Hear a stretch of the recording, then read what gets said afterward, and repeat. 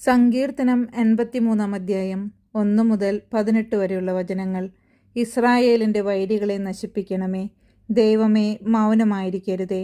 ദൈവമേ, നിശ്ചലനും നിശബ്ദനുമായിരിക്കരുതേ. ഇതാ, അങ്ങയുടെ ശത്രുക്കൾ ഇളകിമറിയുന്നു.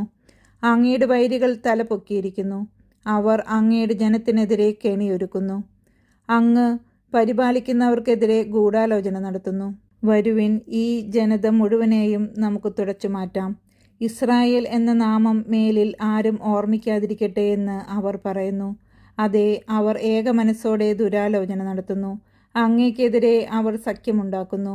ഏദോം, ഇസ്മായേലിയർ, മൊവാബ്, ഹഗ്രിയർ, ഗേബൽ, അമ്മോൻ, അമലെക്, ടയർ നിവാസികളടക്കം ഫിലിസ്ത്യർ എന്നിവർ ഒത്തുചേർന്നു. ലോത്തിൻ്റെ മക്കളുടെ സുശക്തകരമായ അസീറിയായും അവരോട് ചേർന്നു. മേദിയക്കാരോട് ചെയ്തതുപോലെ അവരോടും ചെയ്യണമേ. കിഷോൺ നദിയിൽ വെച്ച് സിസേറയോടും യാബിനോടും ചെയ്തതുപോലെ തന്നെ. അവരെ എൻദോറിൽ വെച്ച് നശിപ്പിച്ചല്ലോ. അവർ മണ്ണിന് വളമായി തീർന്നു.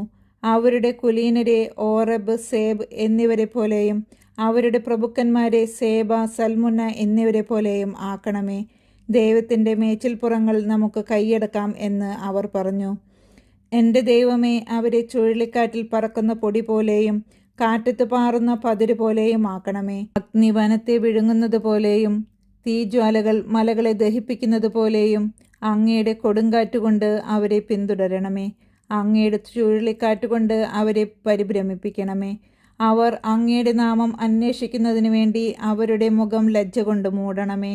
അവർ എന്നേക്കും ലജ്ജിച്ച് പരിഭ്രമിക്കുകയും അപമാനിതരായി നശിക്കുകയും ചെയ്യട്ടെ. കർത്താവ് എന്ന നാമം വഹിക്കുന്ന അങ്ങ് മാത്രമാണ് ഭൂമി മുഴുവനെയും ഭരിക്കുന്ന അത്യുന്നതൻ എന്ന് അവർ അറിയട്ടെ.